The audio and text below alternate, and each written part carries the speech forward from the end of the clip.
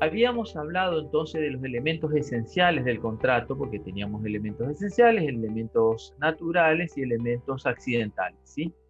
Nos interesan más, lo cual no significa que los otros no nos interesen, al menos saber de qué estamos hablando. Cuando hablamos de un elemento natural o un elemento accidental, nos interesan más los esenciales, ¿sí? Porque tienen un régimen más detallado, las consecuencias son otras, ¿sí? Porque hacen a la celebración misma, a la validez misma del contrato, ¿sí? Vamos a ir a veces técnicamente precisando algunos términos, ¿sí? Bueno, nosotros vamos a hablar de la causa, ¿sí?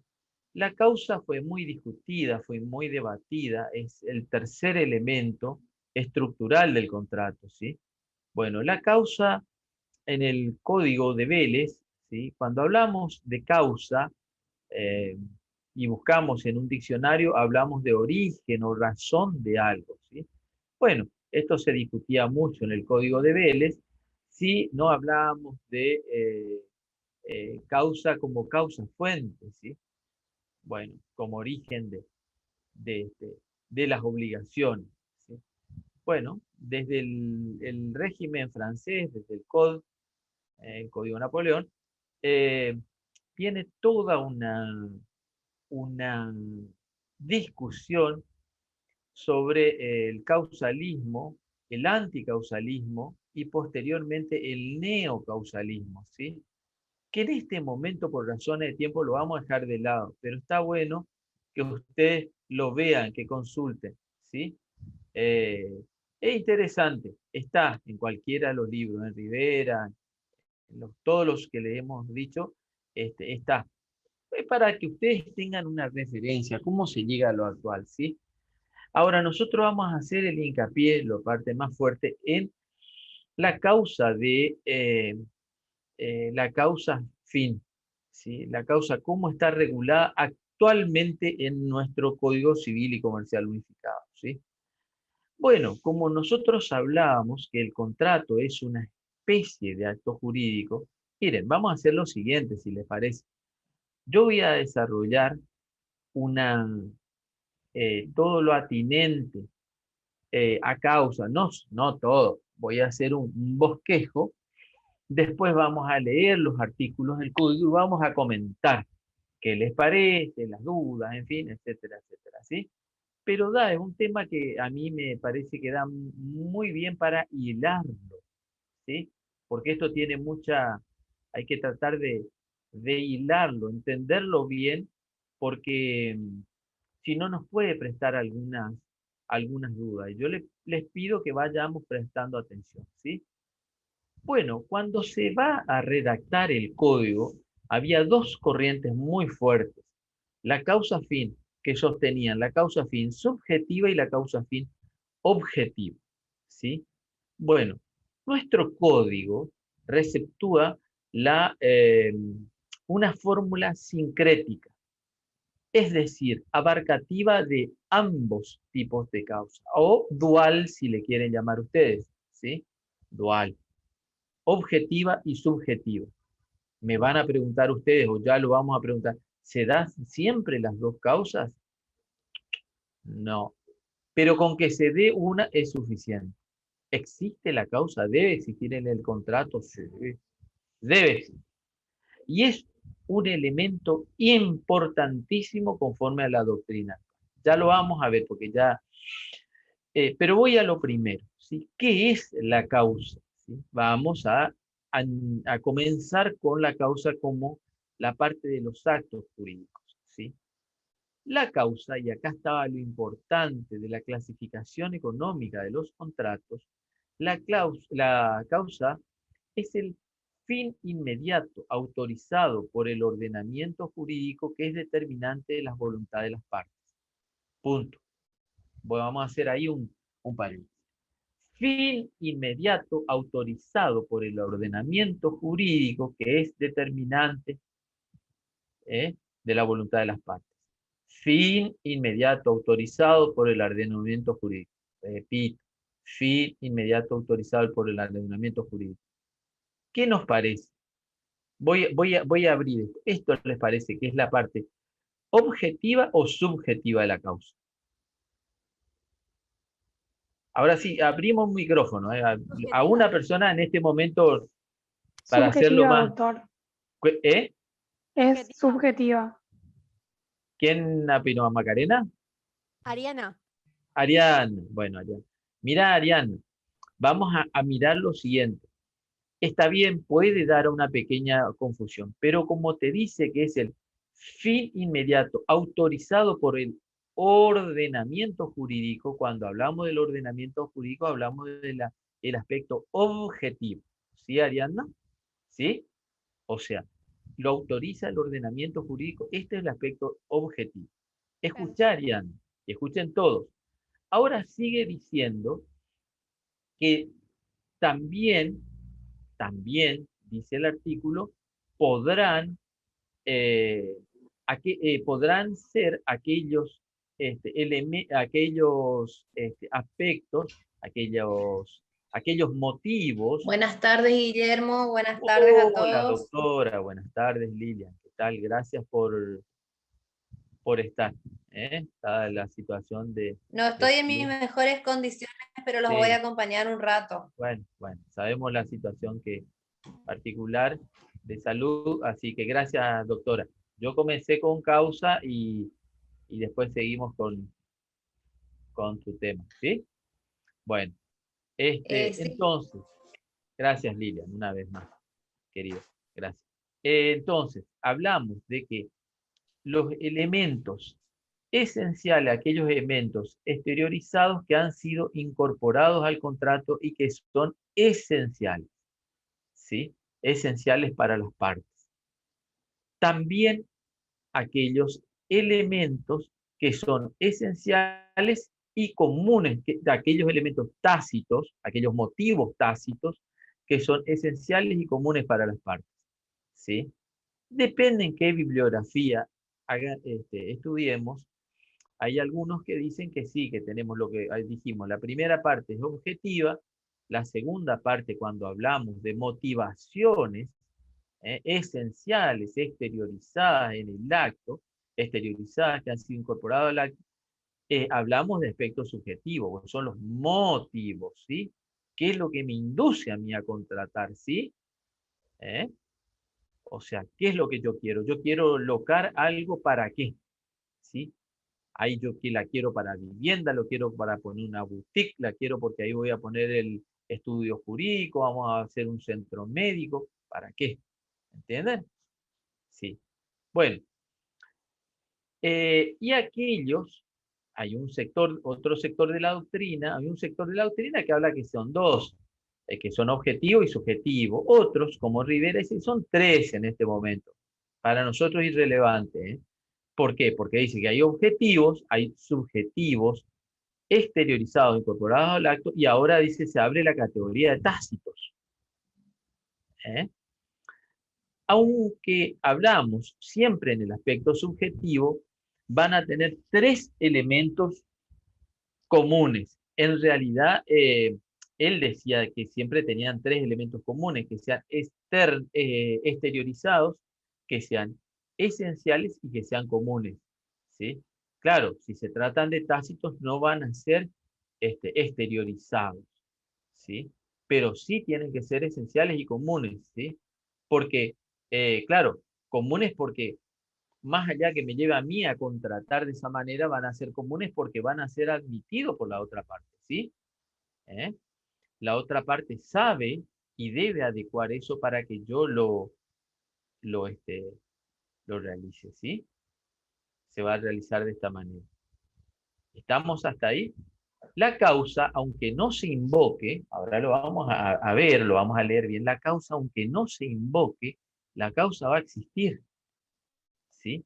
O sea, no debemos invocar en la celebración del contrato cuál es la causa. La causa se presume, ¿sí? Al menos que venga, venga lo contrario, que en realidad estamos pactando, y ahora vamos a ver con qué artículos, por un motivo ilícito, ¿sí? O contrario a la moral, al orden público. Si no, la causa se presume, ¿sí? Y hay un articulito que lo vamos a dejar de lado, las causas en aquellos eh, cuando se trate de objetos abstractos, ¿sí? Lo vamos a dejar de lado porque en este momento no hace en sí a nosotros a los contratos. Sí, entonces esto sería lo esencial, el esqueleto para comenzar a hablar de la causa fin, ¿sí? Entonces, la causa fin, como fin inmediato, autorizado por el ordenamiento jurídico, y por la otra parte dijimos, entonces, cuando es exteriorizado e incorporado al contrato, un motivo exteriorizado, incorporado al contrato, o también los tácitos que son esenciales para ambas partes, ¿sí?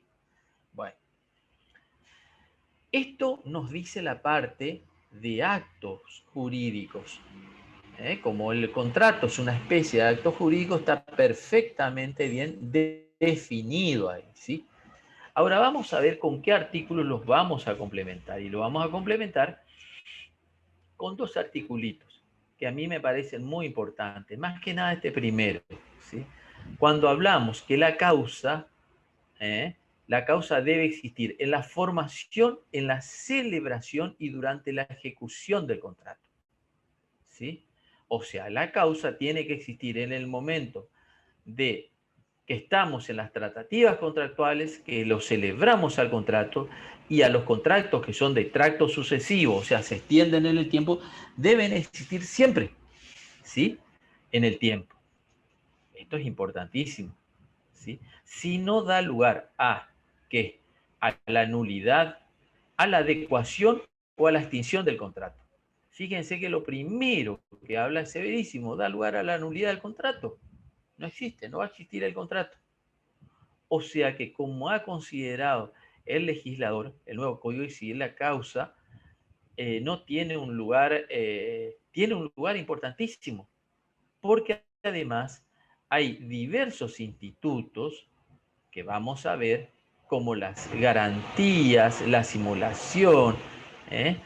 Todos esos, vamos a hablar podemos hablar de muchos institutos, la imprevisión, todos tienen que ver en cierta medida con la causa, la imprevisión que vamos a ver, ¿sí?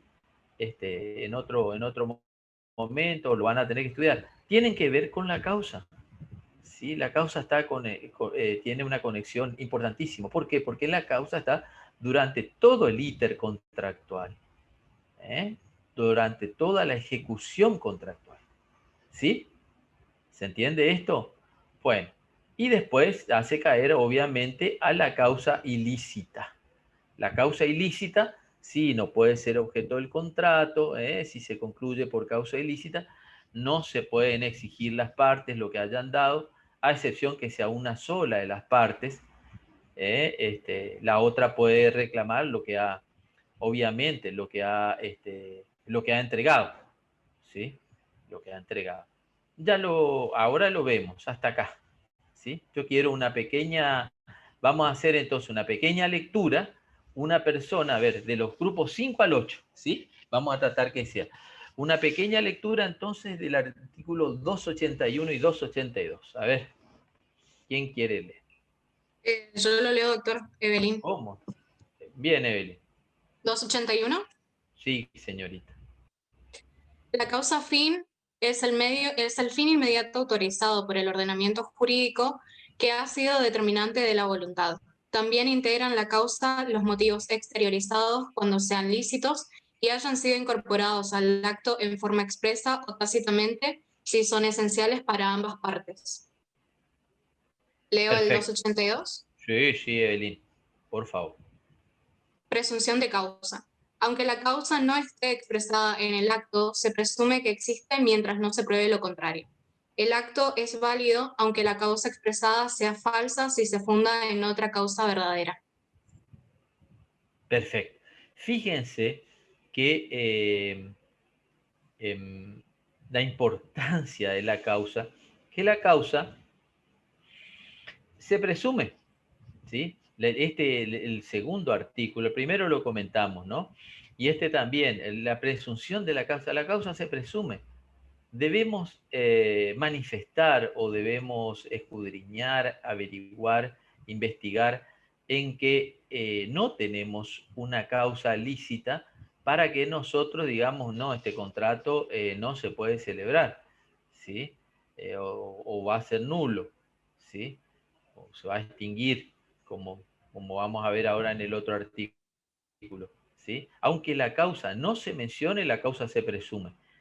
¿Cómo? ¿Quién da lugar a esa presunción de la causa? El artículo anterior. ¿Por qué? Porque el artículo anterior nos dice el fin inmediato autorizado por el ordenamiento jurídico, ¿sí? Que es la causa objetiva. Como había explicado la doctora Jaroki con tanta precisión cuando hablábamos de la clasificación económica de los contratos, ¿sí? O sea, fíjense que qué es lo que busca una persona ante una fianza y garantizar una deuda. ¿Sí? Eso es lo que está este, tutelando o lo que está reconociendo, no tutelando, lo que está reconociendo el ordenamiento jurídico. Eso, la garantía de una deuda, ¿sí? En un contrato de compra-venta, el cambio, ¿sí? Entonces, eso nos está reconociendo, más allá de lo que también reconoce el aspecto subjetivo, que son los motivos esenciales, ¿sí? No cualquier motivo, ¿sí? Porque yo puedo tener un motivo, no sé, no sé. La verdad que me guste el color de un auto, pero eso no es esencial, ¿sí? Me vino bien el color del auto y yo digo, sí, lo voy a comprar, sí. Ahora, si el auto que yo voy a comprar es vamos a suponer, para eh, correr, competir en turismo nacional clase 4 y ese auto se adapta a esas especificaciones, y bueno, eso sí es un motivo esencial, ¿sí? Que yo al vendedor le manifiesto, tiene que tener tal motorización, tal cosa, y se enmarca en eso el coche, y bueno, perfecto, ¿sí? ¿Se entiende? ¿Eh? Bueno, eh, perfecto, muy bien, gracias Evelyn. Y vamos a pedirle a otra persona que lea entonces los artículos 1012 y 1013. Doctor, ¿puedo leer? ¿Cómo no? Giorgio, Claudio. Sí, Claudio, ¿cómo no? Capítulo 6, causa. Artículo 1012. Disposiciones generales. Se aplican a la causa de los contratos las disposiciones de la sección segunda, capítulo 5, título cuarto, libro primero de este código. Leo el siguiente artículo, doctor. Sí, cómo no. Artículo 1013. Necesidad. La causa debe existir en la formación del contrato y durante su celebración, y subsistir durante su ejecución. La falta de causa da lugar, según los casos, a la nulidad, adecuación o extinción del contrato. Continúo, doctor. Sí, el último artículo, que es el 1013, 1014 creo que, ¿no? Sí, sí, Sí, por favor. artículo 1014. Causa ilícita. El contrato es nulo cuando, punto A, su causa es contraria a la moral, al orden público o a las buenas costumbres. Punto B, ambas partes lo han concluido por un motivo ilícito o inmoral común. Si solo una de ellas ha obrado por motivo ilícito o inmoral, no tiene derecho a invocar el contrato frente a la otra, pero ésta puede reclamar lo que ha dado, sin obligación de cumplir lo que ha ofrecido. Ahí termina el artículo. Muchas gracias, Claudio. Es un poco lo que habíamos hablado entonces al comienzo, ilustran estos artículos. Es muy importante, miren, cuando hablamos acá de en todos los artículos, ¿no? Pero cuando hablamos de causa ilícita, fíjense que nos lleva a la nulidad, ¿sí? A la nulidad del contrato. Y lo que dijimos, lo volvemos a subrayar en el artículo anterior, debe existir la causa en la formación, en la celebración y en la ejecución del contrato, en las tres etapas, ¿sí? En las tres etapas. ¿Y a qué da lugar? Esto también es muy importante. A la nulidad, a la adecuación o a la extinción, ¿sí? Algunos, ustedes ya van a leer, amplíenlo en diversos doctrinarios, algunos hablan del el término extinción, si es lo correcto, si sí, si no. Bueno, ustedes fundamentense y nosotros seguramente lo escucharemos. En este momento lo que le queremos decir es que la técnica en general del artículo se condice con la teoría general del contrato y con los distintos elementos estructurales del mismo, ¿sí? Bueno, eh, mire, em, antes de ir a un temita chiquito, digo chiquito, en este momento vamos a tratárselo chiquito, queremos comentarle lo siguiente. Acá los traje de otro libro que está muy, muy bien, esto digo, esta locución se las voy a mencionar, es de la autora Nicolau, de hace tiempo. Hace una pequeña comparación entre objeto y causa, ¿sí? Y sobre la causa actual, la causa al fin regulada por nuestro ordenamiento jurídico, ¿sí? ¿Qué diferencias tiene? Porque en realidad, como yo le decíamos, hoy hablábamos al comienzo, les decíamos, eh, la causa, eh, muchos la confundían con el objeto del contrato. Los causalistas de antaño, algunos confundían con el objeto del contrato, ¿sí? Cuando querían explicarla. Ahora no hay confusión posible, es muy, muy claro, ¿sí? Pero ella nos brinda lo siguiente, al menos dos cuestiones, creo que dos, para tenerlas muy claras. El objeto. ¿El objeto qué es el objeto? El objeto es, eh, el objeto versa sobre la materialidad del contrato, ¿sí? Nosotros habíamos dicho sobre bienes y hechos, ¿sí? Sobre bienes y hechos. Ahora la causa, ¿sobre qué versa la causa? La causa versa sobre el fin que es autorizado, fin inmediato, autorizado por del ordenamiento jurídico. O sea, ¿qué permite o sobre qué va a versar? eh, o sea, sobre qué, no, sobre qué tipo de contrato es el que permite el ordenamiento jurídico y eventualmente sobre la habilitación a las motivaciones de las partes, las motivaciones esenciales, ¿sí? Motivaciones, móviles, como ustedes le quieran llamar, porque eso depende, ¿no? Hay doctrina italiana que la llama de una manera, la nuestra, el common law de otra manera. Más que el common law, a nosotros eso no nos va a interesar mucho, el derecho continental europeo, ¿sí? El civil law. Bueno, entonces, acá hay una mirada muy importante. Uno sobre bienes y hechos y la causa no. La causa es el fin inmediato que autoriza el ordenamiento jurídico, ¿sí? Para no confundirnos. Y segunda cuestión, dice ella, muy importante. El objeto generalmente aparece en el momento de celebración del contrato.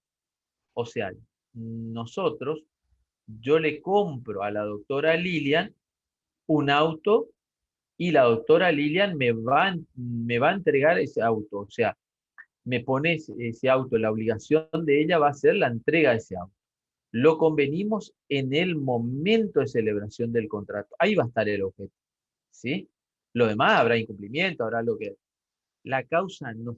La causa es durante todo el íter, ¿sí? Durante la celebración y durante la ejecución del contrato, ¿sí?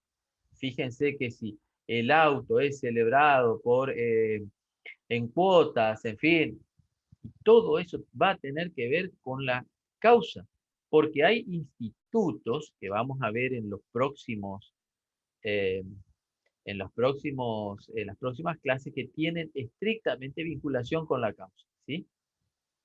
La causa va a estar siempre, siempre, siempre, hasta que se agote el contrato, va a estar la causa, ¿sí? Fíjense lo mismo con el consentimiento, ocurre lo mismo cuando las partes, el primer elemento que vimos, prestan su consentimiento para un contrato, lo prestan al comienzo, no lo siguen prestando después. El contrato existe. ¿eh? Lo que puede existir es para un distracto, ese es otro tema. Pero el consentimiento existe al comienzo.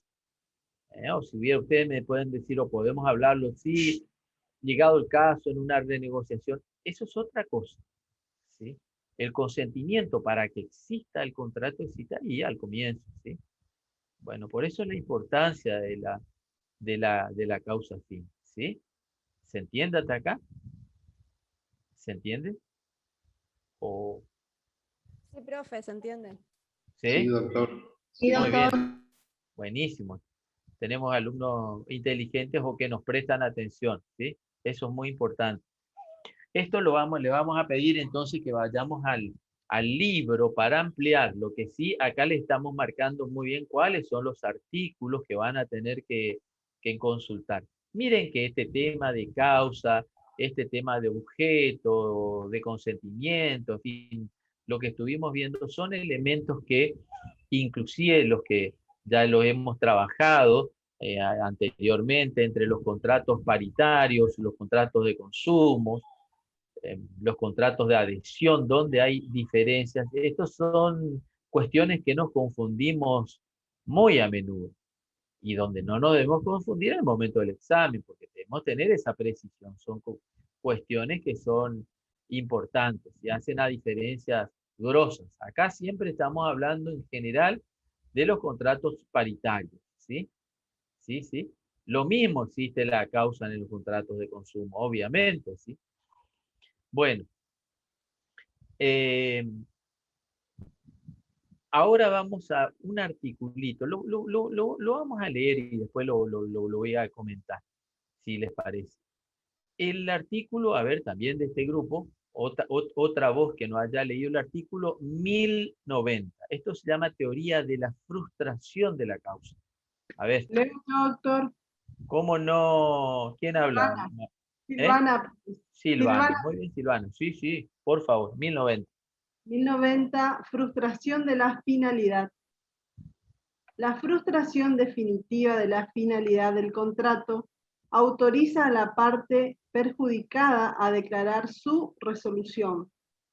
Si tiene su causa en una alteración de carácter extraordinario de las circunstancias existentes al tiempo de su celebración, ajena a las partes y que supera el riesgo asumido por la que es afectada. La resolución es operativa cuando esta parte comunica su declaración extintiva a la otra. Si la frustración de la finalidad horaria, hay derecho a resolución solo si se impide el cumplimiento oportuno de una obligación cuyo tiempo de ejecución es esencial. Y ahí termina. Perfecto. Bueno, miren, obviamente volvemos a este tema de la esencialidad, ¿sí? No se trata de cualquier situación, ¿sí? De cualquier prestación, sino de que sean esenciales, ¿sí? Bueno, este artículo 1090 que está muy bien descrito en este artículo, lo estaba en nuestra doctrina de antaño y también en fallos jurisprudenciales. Ahora ha sido gratamente incorporado al ordenamiento jurídico por nuestro Código Civil y Comercial unificado, ¿sí? Esta teoría de la frustración de la causa viene originariamente del derecho sajón, ¿sí? Dicen, ustedes van a leer cuando lean un libro, El doctor Silvero le gusta orientar con el ejemplo de que si el Papa viniera a Paraguay, bueno, en realidad, muy bien, pero en realidad se trató el primer caso cuando se había contratado determinados balcones en Londres por un recorrido que iba a ser a orillas del río Támesis, el rey, ¿sí? Bueno, muchos se habían contratado muchos de estos balcones, de estas propiedades. He aquí que por una situación de enfermedad, por una situación X, el rey no realiza el recorrido.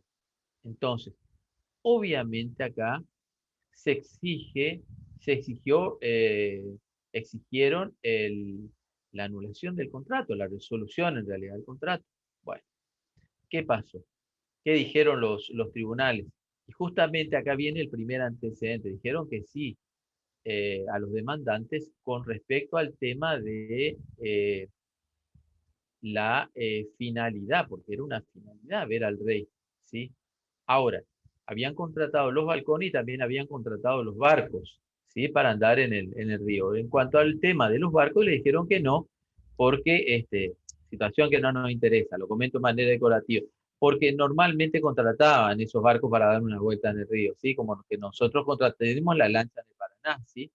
Pero a la vez nosotros, bueno, no sé, este, nosotros vayamos a contratar porque, bueno, dijimos, viene el Papa, viene, no sé, alguien que nos interese sobremanera ver de cerca, ¿sí?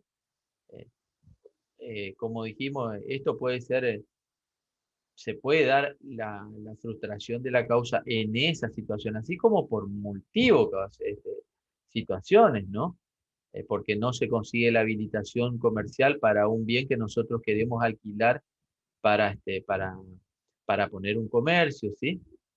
Bueno, lo importante acá en la teoría de la frustración de la causa es que la frustración de la finalidad del contrato es que eh, va a ser, va a operar que vamos a verlo acá en los elementos, por alteraciones ajenas a la voluntad de la parte. O sea, si es por voluntad de una de las partes, no encuadra en la figura. Va a ser ajena a la voluntad de ambas partes, ¿sí? Pero va a devenir de que no se pueda cumplir con lo que una de las partes exigía con respecto a la finalidad del contrato. Ahora, vamos a razonarlo. Si no se puede cumplir, ¿ese contrato era de ejecución inmediata o era de ejecución de tracto sucesivo, ejecución diferida? No, era de ejecución de lo último, de ejecución diferida. Porque si es un contrato de ejecución instantánea, se cumplen las prestaciones, ambas obligaciones y ya está. ¿Sí? Se entrega el precio, se da la cosa, por decirlo gráficamente, ¿sí? Ahora, si es un contrato que se tiene que realizar en el tiempo, viene fulano de tal, vamos a alquilar el balcón para ver a fulano de tal, el ejemplo de allá de los ingleses, ¿eh? Bueno, eso era un contrato a futuro, ¿sí? Cuya ejecución es futura, ¿sí? Lo mismo que nosotros decimos, voy a alquilar un local el cual el propietario tiene que conseguir la habilitación comercial para entregármelo, ¿sí? Resulta que la municipalidad dice que no, que en ese lugar no se pueden establecer ahí habilitaciones comerciales. Bueno, es ajena a la voluntad de las partes, ¿sí? Pero el contrato se va a resolver.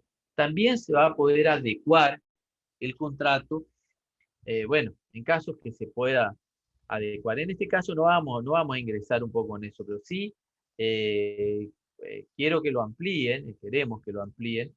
A esto está muy bien explicado en Rivera, en Nicolau, en Silvero, en el libro que ustedes quieran, la teoría de la frustración del artículo 1090, ¿sí? Inclusive en el trabajo que le hemos pedido a alguno de los grupos lo van a investigar. Esto tiene mucha conexión, un ligamen total con lo que estábamos hablando de la causa fin de los contratos, ¿sí? ¿Eh?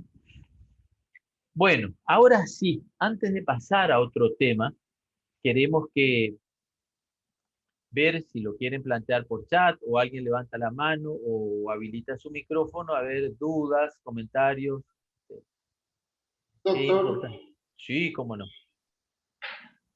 doctor, una consulta. ¿Se puede aplicar esta frustración de la finalidad por ejemplo, yo quiero adquirir un automóvil en cuotas, o sea, en crédito, y o yo hago la reserva, vulgarmente dicha la seña, y sale que mi firma está afectada en el veraz? ¿Eso se aplica también como ajeno a la voluntad de las partes o no? No, Y eso se no. frustra. Eh, sí, acá, sí, hay una imposibilidad, sin lugar a dudas, pero acá sí, está bien, se podría, eh, en realidad, generalmente los casos, cuando lo hablamos, hablamos de otra cosa, ¿sí? Pero sí, sin lugar a dudas, que va de un ejemplo así, tan cercano como el suyo, a ejemplos que ahora conocemos con el tema de estos decretos de necesidad de urgencia, ¿no es cierto? Como puede ser el régimen de transporte, de vuelos, todas las cancelaciones, es ajena a la voluntad de las partes. Sí, sí, pero está esto de por medio de la pandemia y bueno, se deberán, este, no se puede cumplir con la finalidad de la misma, no se puede cumplir con la prestación, sí, por lo menos en este momento, por lo cual habrá que resolver o renegociar o adaptar ese contrato, ¿sí? Que está muy ligado con la teoría de la imprevisión, que ya lo van a ver ustedes, porque eso lo dejamos para después, porque en realidad no queremos tocarlo también porque a un grupo de ustedes les toca indagar con eso. Pero está bien, está bueno el ejemplo, Claudio, sí, está bien.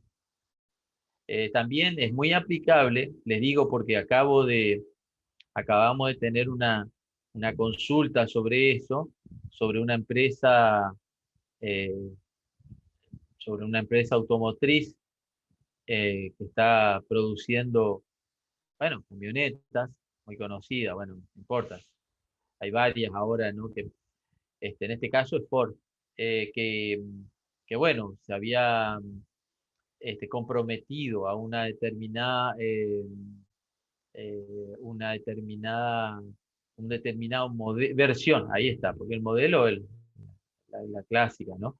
Pero una determinada versión con determinadas prestaciones, así, a cumplirlo en tal fecha, no lo hace y bueno, tuvo un problema de ingreso de materiales al país, lo cual eso se difiere y bueno, ahí también, ahí estamos teniendo una situación por la cual un supuesto es ajeno a la voluntad de las partes, ¿sí? Y tenemos ¿sí?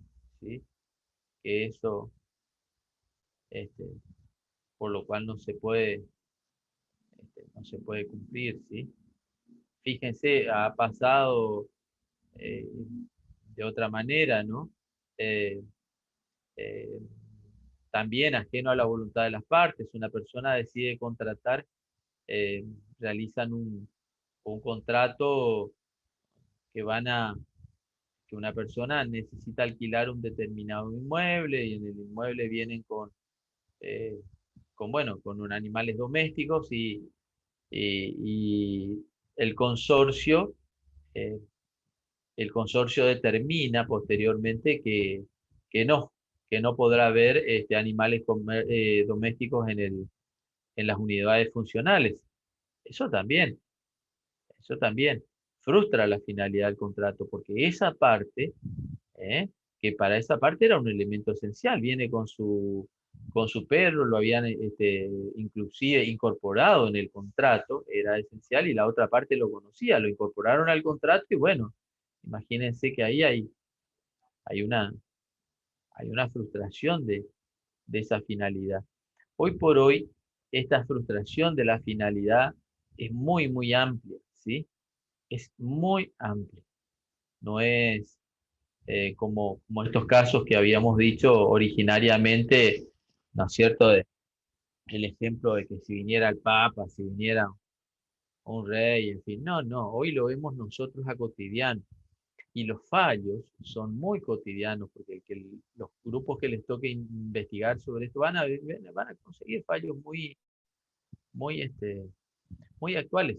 Hay fallos posteriores ya a la entrada, por supuesto, a la entrada en vigor del Código Civil y Comercial Unificado, porque este instituto está muy bien regulado. ¿Sí? Bueno, a mí me interesa, también nos interesa algo sobre causa. ¿Hay alguna duda sobre causa en sí? La causa como elemento, se entiende causa que tiene dos aspectos, dos caras, objetiva y subjetiva, ¿sí? Que el tema de la presunción de la causa se presume, ¿sí? No puede haber causa ilícita, ¿sí? ¿Esto se entiende? ¿Sí? Sí, profe, se entiende. ¿Se entiende? Sí, profe, ¿se entiende bien? Los otros, los de los grupos A, B, digo A, B, apellido A, B, grupos 1, 2, 3, ¿sí? ¿Se entienden Sí, también? doctor. Sí, doctor, se Buenísimo, entiende. buenísimo. Vicky. Bueno, entonces le vamos a dar la derecha a la doctora Lili. ¿Eh? ¿Eh? Por favor, Doc. Bueno, Guille, Muchas gracias. comenzamos entonces. Bueno, voy a hablar de forma de los contratos, ¿sí? La diferencia que tenemos entre la libertad de forma, que está dispuesta en el Código Civil y Comercial, y la formalidad, ¿sí? La forma es la exteriorización de la voluntad y la formalidad es lo que está regulado en la ley.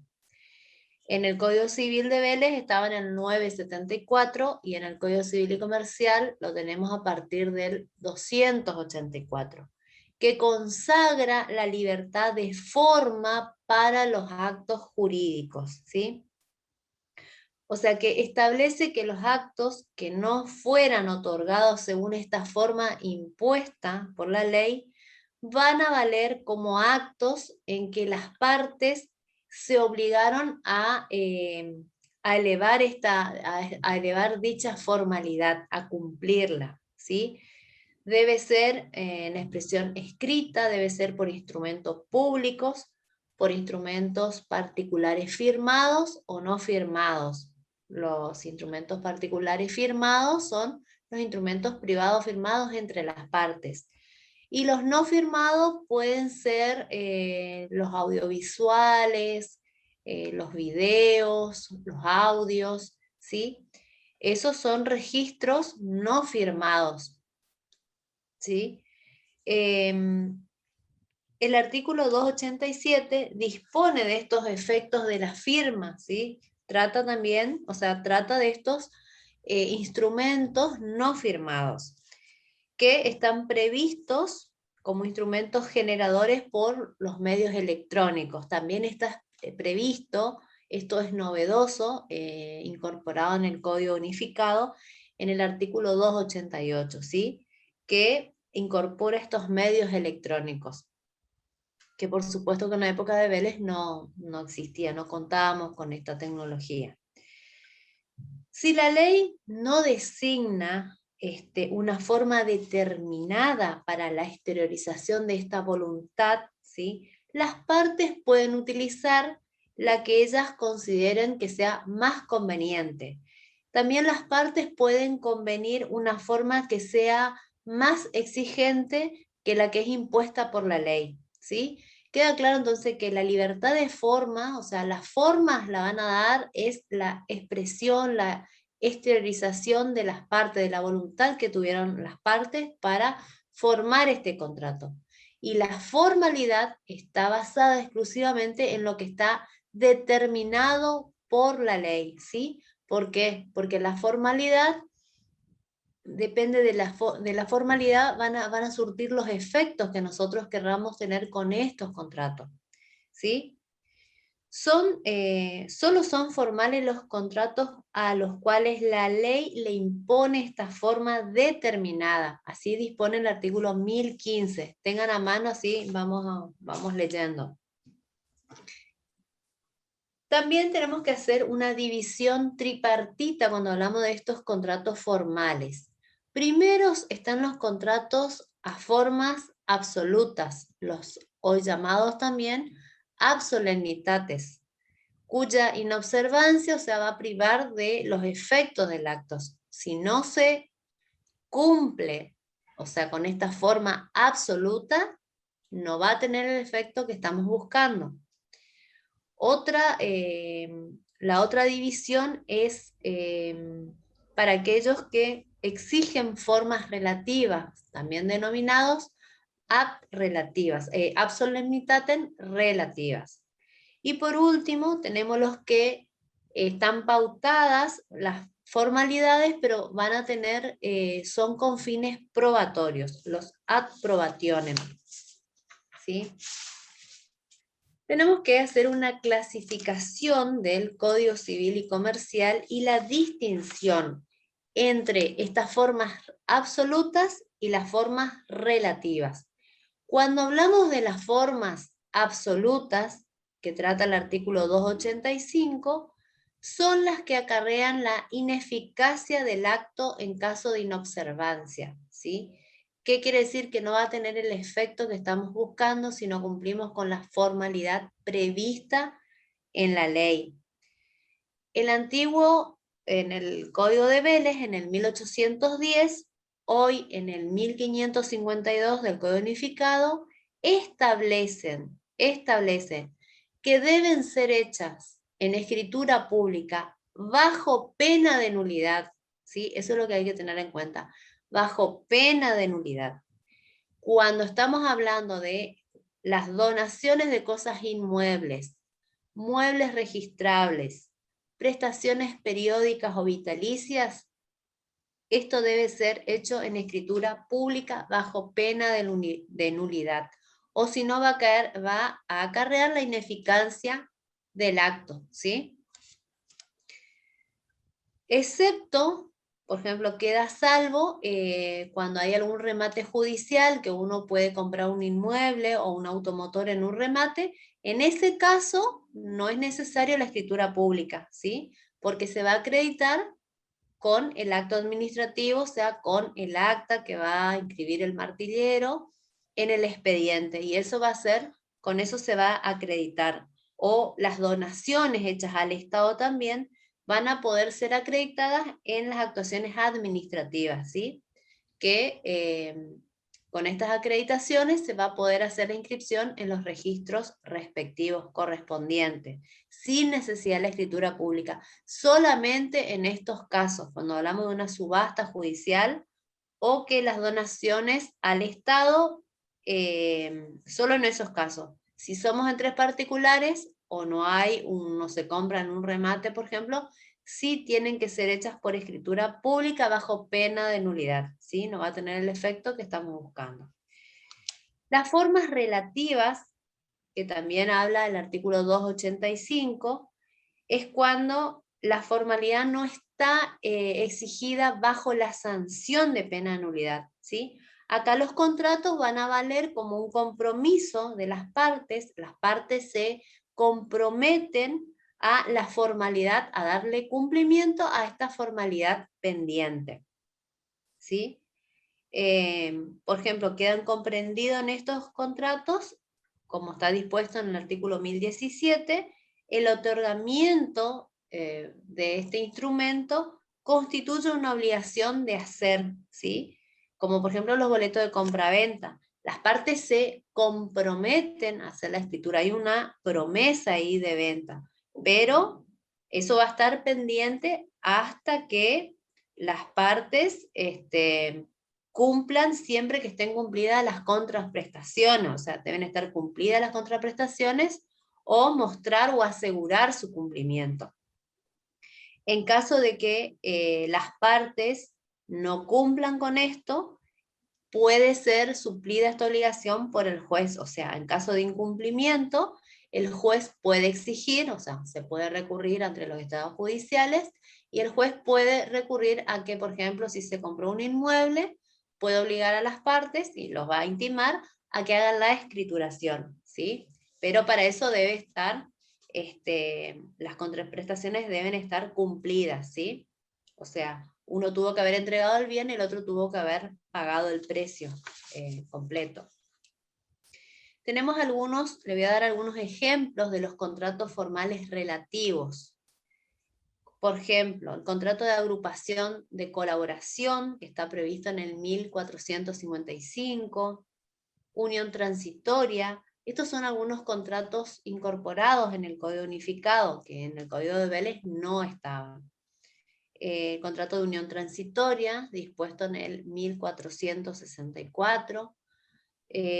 Consorcio de cooperación, cesión de derechos hereditarios, cesión de derechos litigiosos sobre inmuebles, según el artículo 1618, cesión de derechos derivados de actos instrumentados en escritura pública, también se encuentran en el 1618, contratos de fideicomiso. Bueno, después tenemos las formas que son dispuestas con fines probatorios, ¿sí? Tenemos entonces las formas absolutas, las relativas y los con fines probatorios. Acá si la formalidad es exigida a los fines probatorios de los contratos, pueden ser probados por otros medios, incluso la de testigos. Esto es una novedad en el Código Civil unificado, ¿sí? Mediante testigos se puede probar. Cuando, por ejemplo, cuando haya imposibilidad de obtener la prueba de que se cumplió con la formalidad, o de que existió un principio de prueba instrumental, o que hubo un comienzo de ejecución. ¿Sí? Si no tenemos los medios, no sé, se perdió el instrumento por un incendio, por ejemplo, bueno, podemos acreditarlo mediante testigos. Ahora está permitido esto. Estos son contratos en los que forma parte de, está impuesta en este orden, ¿sí? Como por ejemplo, vamos a leer el artículo 1188, que habla de la locación de cosas inmuebles. ¿Alguien puede leer? Yo leo, doctora. Bueno, por favor. 1188. 1188, que habla de la locación de cosas inmuebles. Forma. Oponibilidad. El contrato de locación de cosa inmueble o mueble registrable de una universalidad que incluye alguna de ellas o de parte material de un inmueble debe ser hecho por escrito. Esta regla se aplica también a sus prórrogas y modificaciones. Bueno, esas son las formas que está impuesta, ¿sí?, en cómo se va a aprobar el contrato. Por ejemplo, tenemos contrato de agencia, 1479, el contrato de fianza, la cesión de derechos cuando no se refieren a los actos que deben ser otorgados en escritura pública. A ver, ¿quién puede leer el 1618?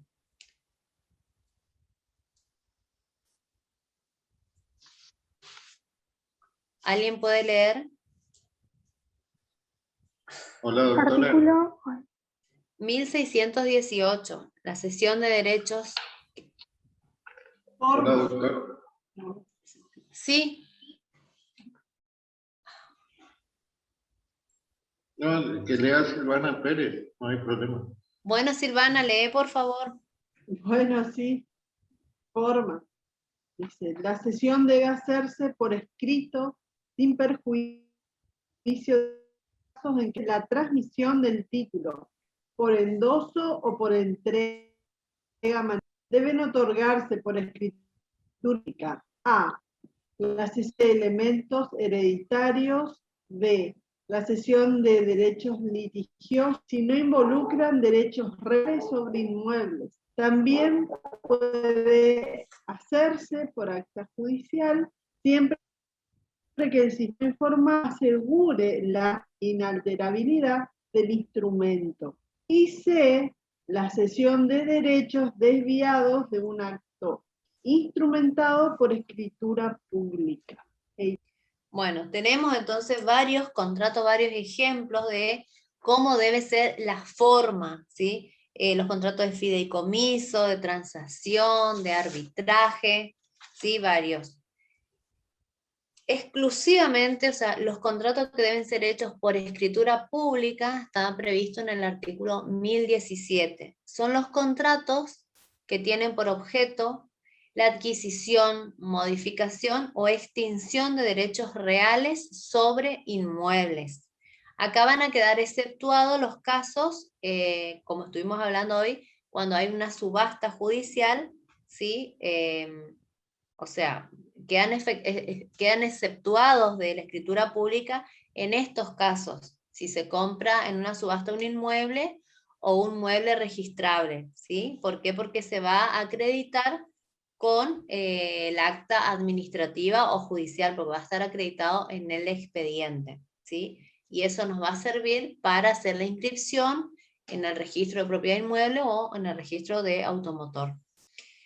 Los contratos que tienen por objeto los derechos dudosos o litigiosos sobre inmuebles también deben ser hechos en escritura pública, ¿sí? Todos los actos que sean accesorios de otros contratos que hayan sido otorgados en escritura pública. Los demás contratos que por acuerdo de partes o disposición de la ley deben ser otorgados por escritura pública. O sea, si las partes lo acuerdan, deben ser otorgados por escritura pública.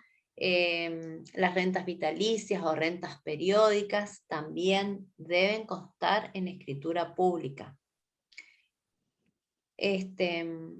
Bueno, cuando hay un instrumento pendiente, cuando está pendiente de que se entregue este instrumento, que sería la obligación de hacer, ¿sí? Sería la forma relativa. El 1185 del Código de Vélez decía, en caso de que el contrato debiera realizarse en escritura pública y la misma no hubiese sido otorgada, estableciéndose así la conversión del contrato en una obligación que era la de otorgar la escritura pública, ¿sí? Se hablaba de conversión, que había una obligación de hacer. El 1185 bis del Código de Vélez hablaba de la oponibilidad de este contrato de compra-venta, ¿sí? En el caso de inmuebles.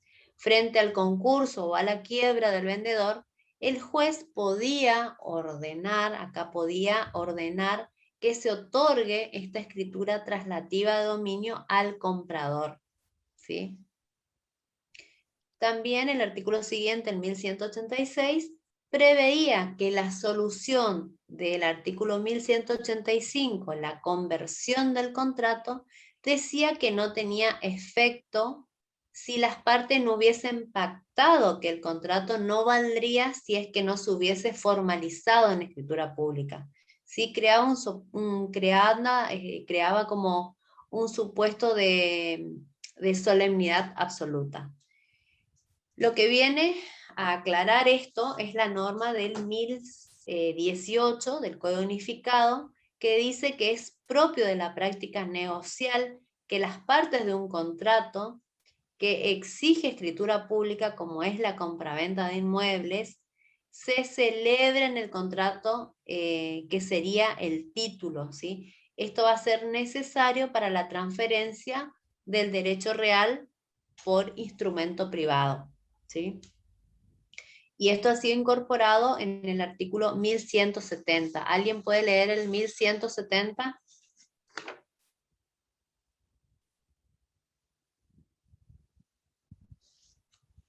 A ver, Claudio, ¿puede leer? Doctora, leo, doctora, si quiere. Sí, doctora, Bueno, yo María. estoy buscando. Perdón. Boleta de compraventa. 1170, sí.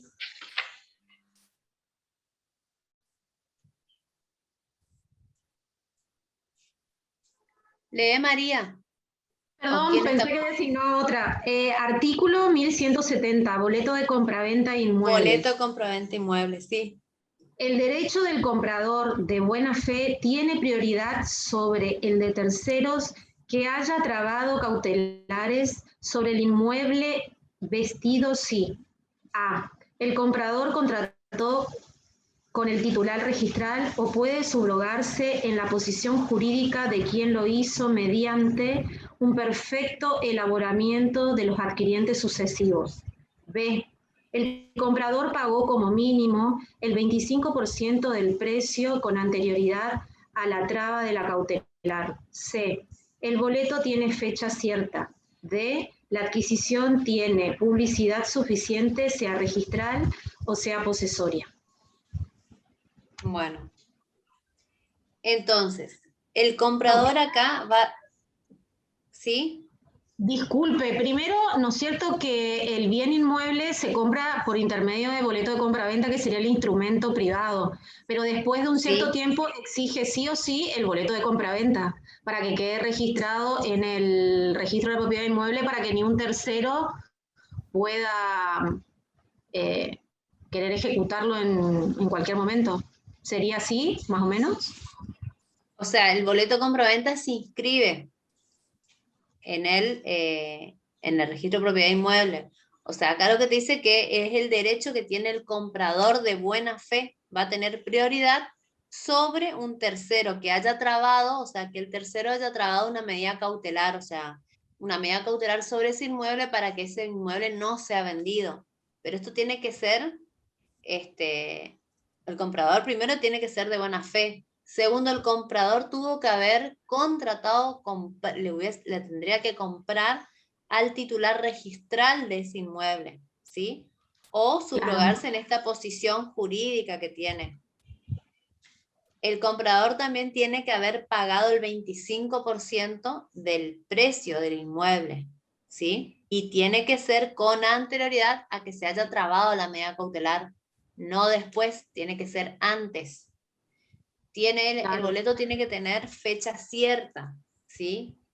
La fecha cierta quiere decir que, o sea, que sea el día en que aconteció el hecho, ¿sí? No es que el documento haya estado firmado antes, que haya sido firmado, perdón, después. Tenía que ser hecho en ese momento, ¿sí? Que resulta de esa consecuencia. ¿Sí? O sea, que no pudo haber sido firmado después, por ejemplo, si es que se exhibió en un juicio, o una repartición pública, o las copias certificadas que entregan los escribanos. Eso es la fecha cierta. Está bien, doctora, gracias. ¿Está? Bueno. Cuando hablamos de la conversión del negocio jurídico, acá se contempla un supuesto de conversión. El contrato concluido sin la forma prevista va a valer como instrumento obligatorio celebrado bajo la forma debida. O sea, acá el juez puede, acá el juez tiene, ¿cómo es? Va a tener que regular este supuesto de conversión del acto jurídico, que el contrato sin las formas debidas va a valer como una obligación de hacer, ¿sí? No va a ser porque no cumplió las formas absolutas. Entonces, está este supuesto de conversión, ¿sí? Que según Moset y Turraspe dice que en ocasiones el derecho no utiliza una declaración incapaz de dar vida, dice, a un determinado negocio, por defecto de una forma prescripta que es ab substantiam, para así engendrar otro negocio diferente con efectos parcialmente distintos, ¿sí? O sea, acá el primer negocio va a contener algo del segundo negocio que van a ser los requisitos de fondo, ¿sí? Va a haber una sustancia de un elemento objetivo si es que las partes hubiesen querido la nulidad de esto, pero de haberla conocido o de manera clara su voluntad contraria a la conversión. Entonces esto no se va a producir, acá va a radicar el elemento subjetivo, o sea, qué es lo que las partes quisieron hacer, o sea, cuál fue lo que les movilizó para llegar a formalizar este contrato. Esto con respecto al Código Civil Unificado. También hablamos de forma de los contratos en la Ley de Defensa del Consumidor, regulado por la Ley 24.240, en el artículo 10 de la Ley de Defensa del Consumidor, habla de los contratos de compra-venta, cómo deben ser. Estos deben ser por escritos, ¿sí? Cuando se trata de cosas muebles o inmuebles, deben tener la descripción específica del bien, debe contar el nombre, el domicilio del vendedor, el nombre y domicilio del fabricante, del distribuidor, del importador, las características de la garantía, los plazos, las condiciones de entrega, el precio de la cosa, las condiciones de pago. Debe ser en idioma castellano, en forma clara y completa. Si incluyen cláusulas adicionales, deben ser en letra destacada y suscritas por ambas partes. O sea, el comprador y el vendedor deben firmar estos contratos. Deben ser redactadas en tantos ejemplares como partes integren la relación contractual. Eso dice la Ley de Defensa del Consumidor. ¿Sí? También un ejemplar original debe ser entregado al consumidor. ¿Sí? Cuando hablamos de la conversión del negocio en la Ley de Defensa del Consumidor, este es un artículo que ya lo habíamos visto en la clase anterior, habla del artículo 37 en su última parte, es cuando el juez declara la nulidad parcial o simultáneamente integra el contrato si es que lo considera necesario. ¿Sí? Porque acá el legislador intentó, o sea, utiliza otras herramientas, que es la de transformar el negocio. Algunas de ellas son la convalidación, o sea, o la confirmación, o la reconvención. Lo que se trata es de preservar el negocio, subsanar lo que se pueda, y no declarar la nulidad total, sino una nulidad parcial, o sea, sacar la cláusula que haya sido abusiva, que esté perjudicando al consumidor o usuario, ¿sí? Poder enmendarla y que el contrato siga vigente. No va por la resolución del contrato, sino por la vigencia. Entonces va a ocupar estas herramientas nuevas, que es la de convalidación, confirmación y reconvención. ¿Sí? O sea, esta es una transformación automática de estas cláusulas abusivas y la sustitución de estas cláusulas. Van a ser sustituidas para poder preservar el contrato. Después, otra de las formas también, otras de las formalidades, y que en la actualidad hoy en día lo ocupamos más, es la ley de firma digital, la 25.506, ¿sí? Se reconoce el empleo de la firma electrónica y digital, si tiene una eficacia jurídica. Se requiere que sea de exclusivo conocimiento del firmante y debe ser verificado por las terceras partes, y también debe estar controlado por la autoridad de aplicación. Acá, cuando la ley requiere una firma que sea manuscrita, puede ser satisfecha por la firma digital, que hoy en día, bueno, se puso en práctica y en más uso con el tema de la pandemia. Creo que todos nos estamos manejando con la virtualidad, así como las clases, los pagos que hacemos de todo tipo, o la documentación que nos envían de los seguros, de las obras sociales, vienen ya con firmas digitales, o los informes, o las tarjetas de crédito, los resúmenes, o cualquier trámite que hagamos en el registro civil, nos mandan un QR y esto tiene validez, ¿sí? Ya no es necesario que, no sé, tenga la firma del director de la institución. Para lo que está excluido y que no se va a aplicar esto son a las disposiciones por causa de muerte, por ejemplo, o a los actos jurídicos que tengan que ver con el derecho de familia o actos personalísimos. Para estos casos no se va a utilizar el tema de la firma electrónica. Sí se entiende por firma electrónica que es el conjunto de datos electrónicos que están integrados a otros datos electrónicos utilizados por el signatario como un medio de identificación. ¿Sí? Es un documento digital, tiene una representación digital de actos o de hechos, y también satisface el requerimiento de escritura. Se presume que esta firma digital pertenece al titular del certificado digital, o sea que permite la verificación de esta firma, ¿sí? Hay una presunción de integridad, o sea, desde el momento de su firma. Esta validez de la firma digital, cuando ha sido creada durante el periodo de vigencia del certificado válido del firmante, va a ser verificada por referencia a los datos, o sea, que dicho certificado sea emitido por un certificador licenciado. O sea, cuando se entiende que cuando el documento sea enviado, se presume que el que firmó, si yo, mando un escrito con mi firma digital por mi correo electrónico, se va a entender que yo soy la titular de este remitente, ¿sí? que la firma me pertenece.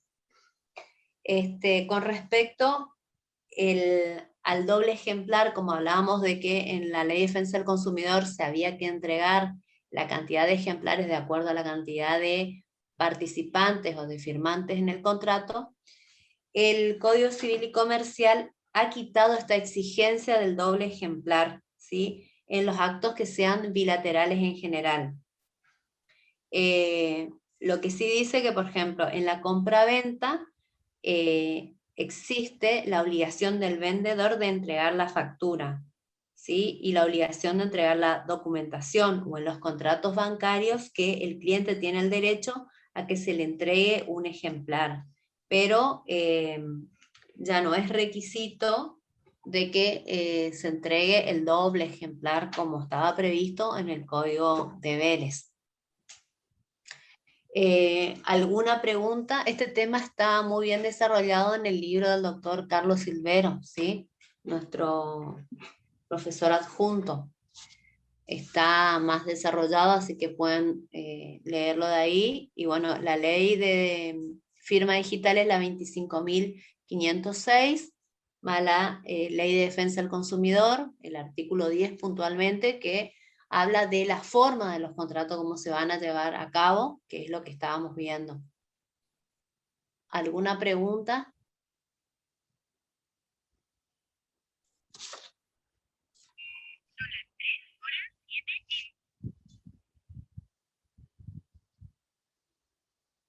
¿Me preguntó algo? Porque se corta, parece. O que me escriban.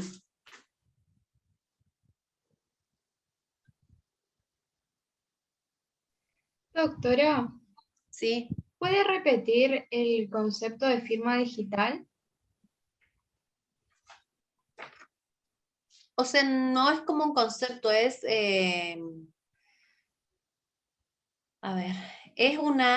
es un documento digital, es una representación digital de actos o de hechos, ¿sí? Que también van a satisfacer el requerimiento de la escritura, de la firma escrita. O sea, se sirve para todo, menos no se va a poder aplicar esto a las disposiciones, por ejemplo, de causa de muerte o a los actos que tengan que ver con los derechos de familia, ¿sí? O a los actos personalísimos. En estas situaciones no se va a ocupar la firma digital, tiene que ser la firma en persona, diríamos.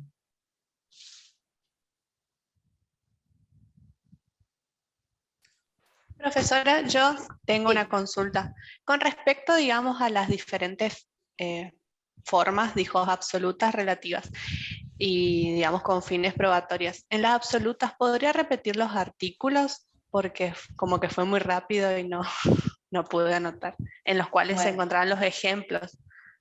las formas absolutas en el 285. Vamos a leer el artículo completo.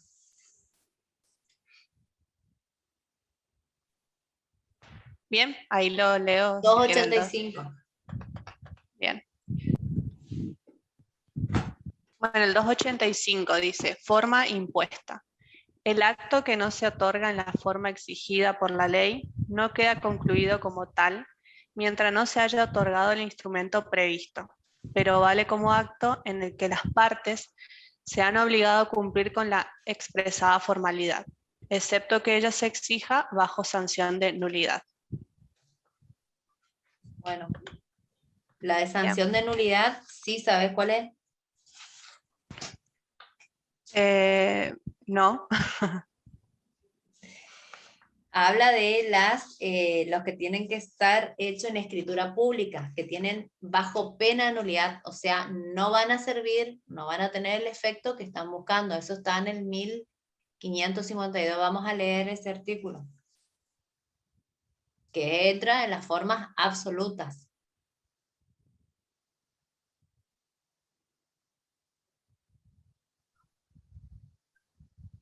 ¿1552? Dijo. Sí. Ah, bien. Dice, forma. Deben ser hechas en escritura pública bajo pena de nulidad las donaciones de cosas inmuebles, las de cosas muebles registrables y las de prestaciones periódicas o vitalicias. Ah, bien, perfecto. O sea, si no se hacen bajo escritura pública, va a pasar a ser una forma relativa, ¿sí? Me va a servir, o sea, las partes se van a comprometer, va a quedar, no va a tener el efecto que buscábamos. ¿Qué va a pasar? Las partes se van a comprometer a hacer la forma correspondiente, como debe ser. En caso de no hacerlo, el juez puede suplir esta parte de incumplimiento, pero va a tener esta sanción de pena de nulidad que no va, o sea, van a servir como probatorios o formas relativas, pero no va a ser absoluto, ¿sí? No perfecto. Claro, no va a tener el efecto que está buscando, por ejemplo, la donación de cosas inmuebles. Si a vos te hacen una donación y es por un instrumento privado, no por una escritura pública que se inscribe la donación en el registro de propiedad inmueble, vos no vas a llegar nunca a ser la titular de ese inmueble, ¿me entendés? Va a quedar ahí pendiente, o te va a servir como prueba de que hubo un principio de donación, pero no se va a concretar, porque va a estar incompleto, porque no es la forma como debe ser, ¿sí? Ah, bien, bien, bien, gracias. La forma relativa también lo habla el 285, en la última parte. ¿Podés leer? Bien, sí, el 285.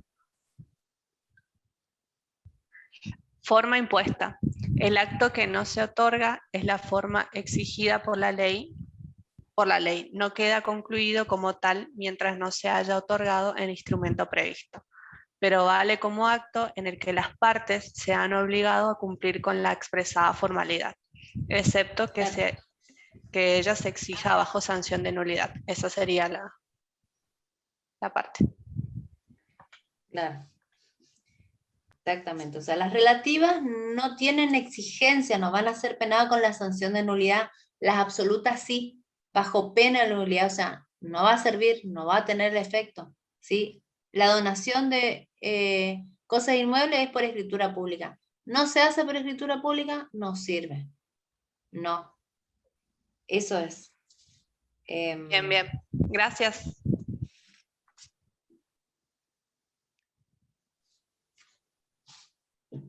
¿Alguna pregunta más? Lili. Sí, doctor.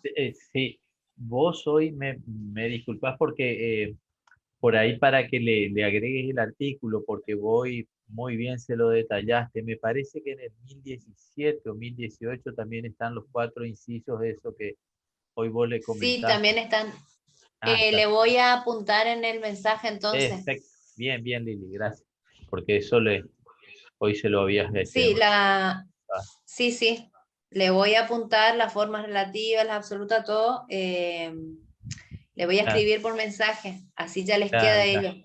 claro. Y las Sé que leyes esta también de señorita los tenía... artículos. Gracias, Sí, Lili, porque esta señorita sé que era sobre las absolutas, preguntó, en fin. Bien, bien. sí, bueno, de escritura pública en 1017, le voy a apuntar exclusivamente. Porque pregunta examen, ¿no, doctora? Sí, boleto Bien, compraventa también en bien, bien. 1170 también, le voy a apuntar por mensajito acá.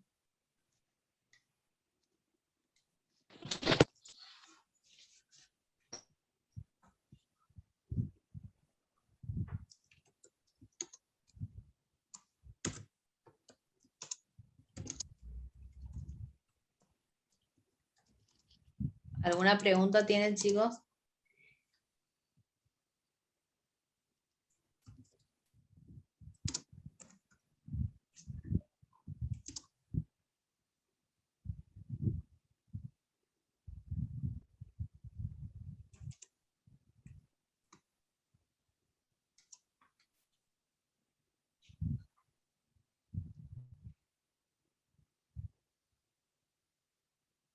¿Estamos, Lili, entonces?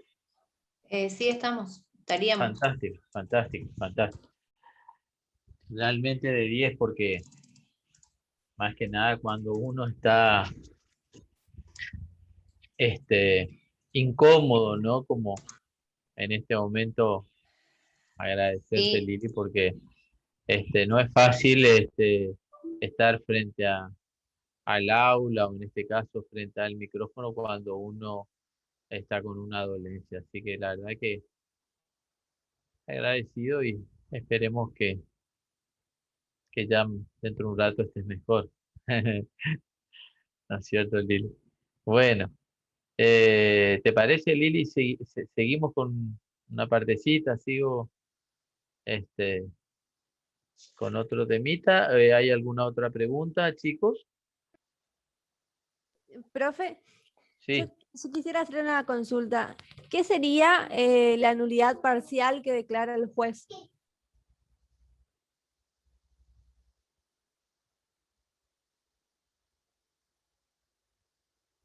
contesto yo, vos, Lili.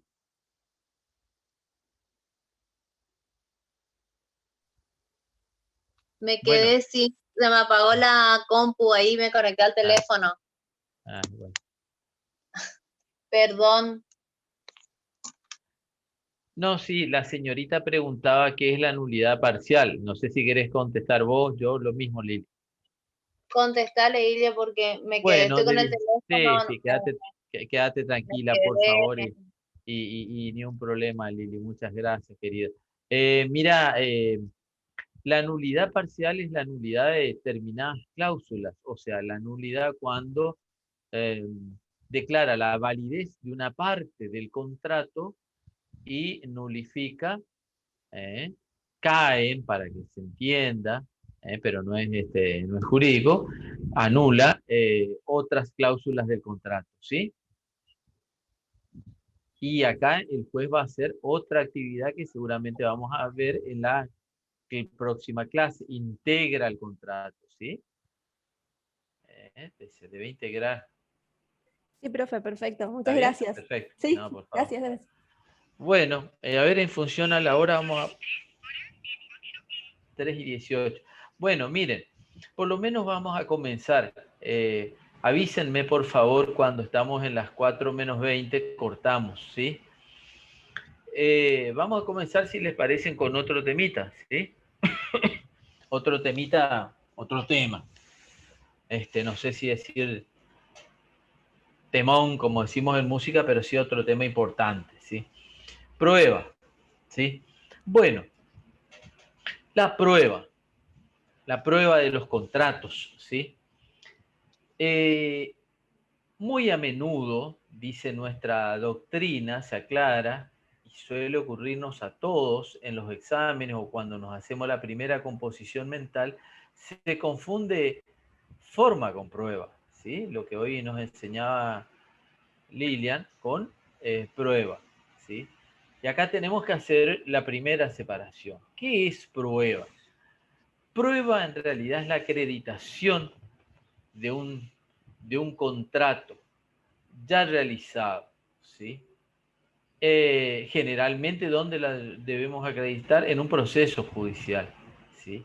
En cuanto a la forma es anterior, la forma hace al momento de celebración del contrato. Debe existir y se debe cumplir con la forma en el momento de celebración del contrato, ¿sí? Con todo lo que desarrolló hoy la doctora. La prueba puede o no existir, la prueba va a existir en caso de en determinadas situaciones, ¿sí? Como decíamos, la prueba hace a la acreditación de un determinado hecho o acto jurídico, ¿sí? O sea, a la existencia de un determinado hecho o acto jurídico. A nosotros nos interesa nuestro acto jurídico llamado contrato, ¿sí? ¿Qué hace? A la existencia de él y hace a la extensión, ¿sí? A cuál eso es la extensión, a cuáles los límites, el contenido. Pero lo primero que vamos a investigar es la existencia, si existe o no el contrato. Porque lo que muy a menudo sucede, es que cuando se demanda por determinado contrato, la contraparte le dice no existe. No, yo no reconozco ese contrato, no reconozco la firma, no reconozco esto, lo otro, en fin, no reconozco, ¿sí? Bueno, ¿y cuáles son los límites? ¿Cuáles son los alcances? ¿Sí? Bueno, entonces, esto es la prueba. La prueba se ve, sí, muy enlazado, está con la forma. ¿Por qué? Porque en realidad nosotros, hoy la doctora explicaba tan precisamente cuáles son las formalidades que tenemos, ¿sí? De ir de la forma más importante y rígida la forma a otras formalidades que han sido incorporadas en el código. Ellas nos mencionaban muy bien, ¿no es cierto? Los instrumentos privados, los particulares no firmados, los documentos electrónicos, dijo la doctora. Perfecto. ¿Y ustedes qué dicen? ¿Cuál es para la prueba también de lo que ella nos explicaba, cuál es el instrumento será más importante? ¿Qué les parece a ustedes? ¿Sería el cumplimiento de la formalidad? No, sí, pero ¿cuál es el instrumento de prueba, el medio de prueba más importante? ¿Cuál va a ser? El contrato. ¿Cómo? El contrato. Claro, bueno, sí. Pero un contrato celebrado, ¿por qué medio de prueba? ¿Que esté celebrado en qué? ¿Escritura pública? En escritura pública, muy bien. La escritura pública, ¿qué connotación tiene? A ver si alguno sabe, recuerda de Civil 1, ¿por qué la escritura pública? Sí, es hecho ante un oficial investido con tales y tales formalidades. Sí, perfecto. ¿Qué nos da la escritura pública?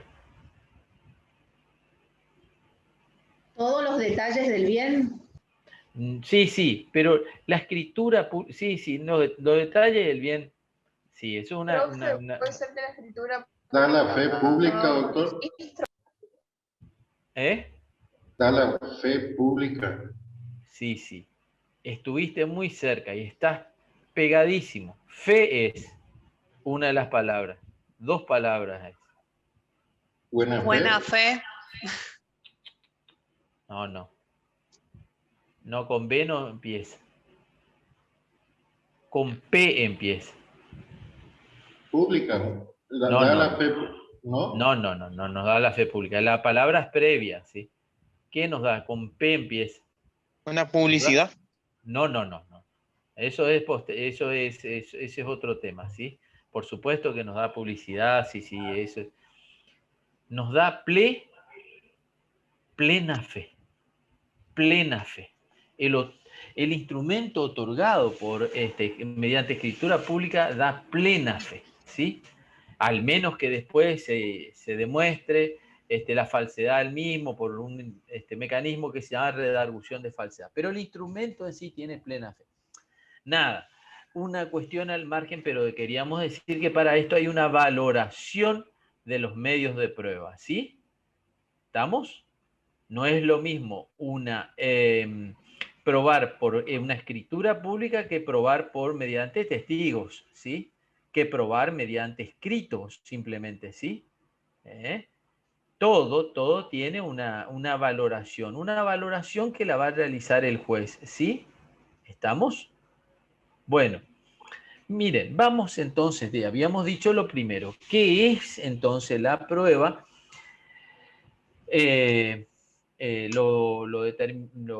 Hoy ya lo mencionamos y voy al artículo, vamos a ir al código. El código nos dice que se admiten todos, o sea, son válidos, porque vamos a la validez, todos los medios de prueba admitidos o autorizados, ¿sí?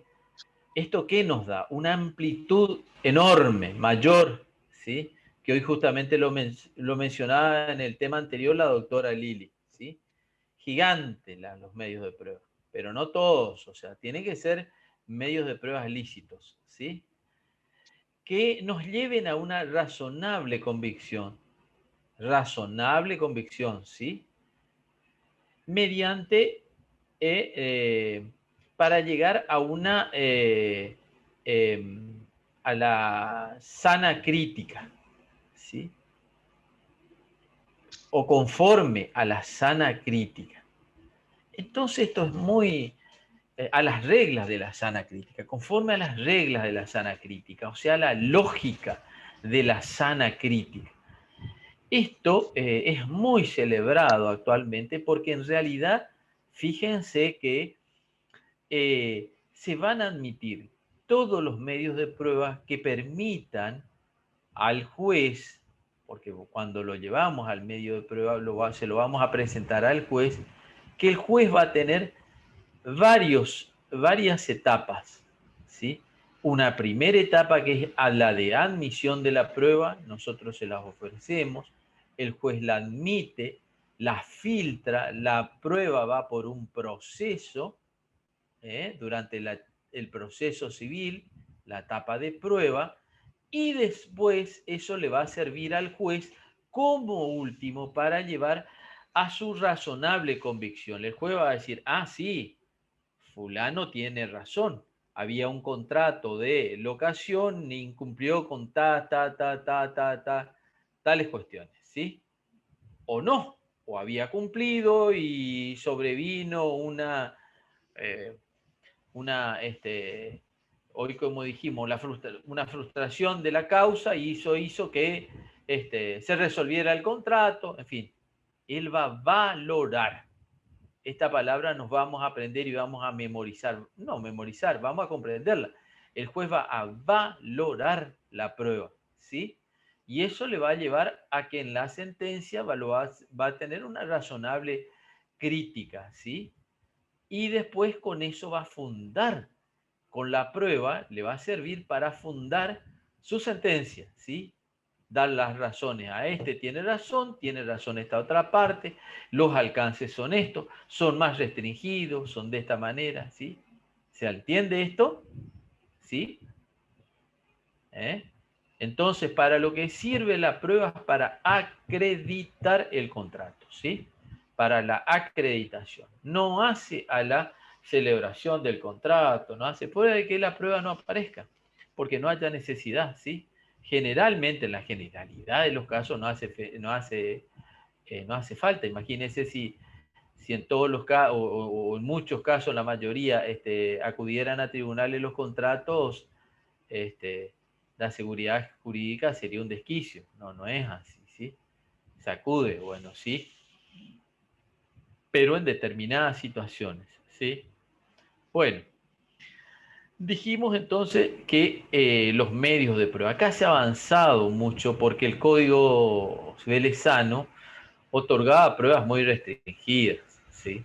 Hablaba de confesión de parte, de juramento, de los contratos de más de 10.000 pesos no debían ser probados por testigos, o sea, admitía la prueba testimonial, como se ve, pero que no se podían probar puramente por 10.000 pesos, quedó eso enseguida desvalorizado, hubo cambio de monedas muchas veces en nuestro país. Bueno, lo cual hace que la fórmula actual sea mucho más ágil, ¿sí? Y mucho más lógica, ¿sí? Bueno, también nos habla el código que los contratos que se deban realizar con una prueba instrumental no pueden ser probados por testigos. En realidad dice eso, pero se entiende muy bien. Hay quienes, si va en Rivera, va a decir, sí, debió decir exclusivamente por testigos. Sí, sí. En realidad se entiende que en realidad los contratos que se pide una prueba instrumental no pueden ser probados exclusivamente por testigos, ¿sí? Y a renglón seguido, el otro artículo que nos va a hablar de prueba nos va a decir que los contratos que se exige una prueba ad probationem, como bien decía la doctora, solamente para su prueba, no para su validez. Entonces, en esos contratos se va a admitir cualquier medio de prueba, inclusive por testigos, inclusive los principios de instrumentales. Los principios de instrumentalidad, que son aquellos que emanen de la otra parte, emanen de el causante de esta o de persona interesada, ¿sí? Acá también vamos a ver en la doctrina que algunos ponen un signo de interrogación como personas interesadas, porque en realidad las partes están muy bien detalladas, quiénes son las partes en un contrato, ¿sí?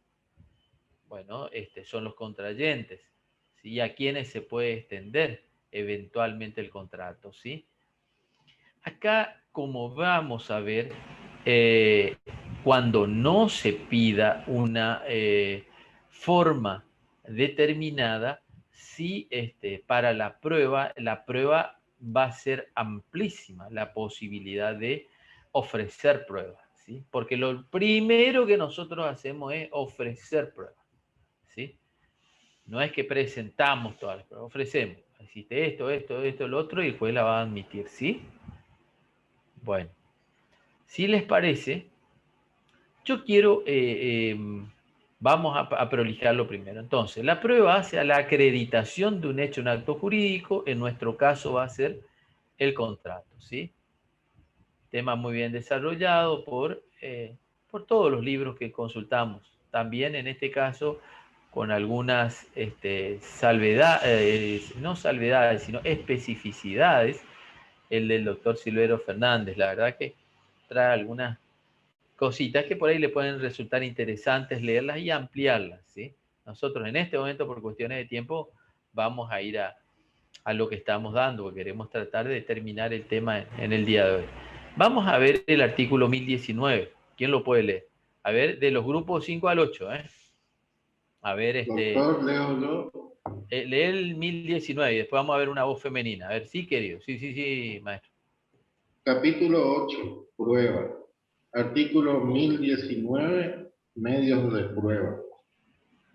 Los contratos pueden ser probados por todos los medios aptos para llegar a una razonable convicción según las reglas de la sana crítica y con arreglo a lo que disponen las leyes procesales, excepto disposición legal que establezca un medio especial.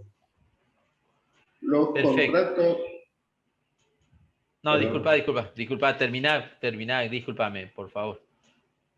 Los contratos que sean de uso instrumental no pueden ser probados exclusivamente por testigos. Ahí terminó, doctor. Perfecto. En realidad queremos omitir hoy, y es importante a dato simplemente de información para que vean cómo es la teoría, el encuadre. Acá bien dice el artículo, conforme a lo que dispongan las reglas procesales.